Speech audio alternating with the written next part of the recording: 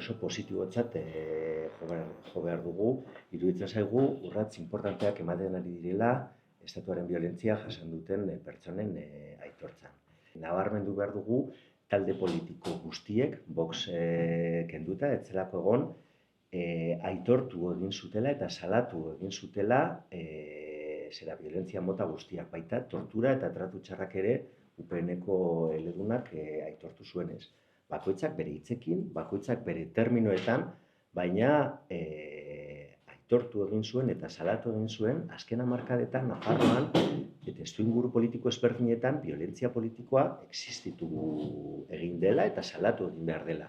Desagerpenak, torturak, politika penitentziario muturraren ingurukoak, eskuin muturreko taldeak egindakoak, kontroletan, zauritutako hildako jendea, desagerpenak, manifestazioetan, tiroak, pilotakadak, zaurituak geratu direnak, eta guzti horren aitortzan aurrera egitea importantea iruditzen zaigu, eta iruditzen zaigu pentsa ezina zela duela 14 urte azken tortura kasua egon zenean hemen egotea.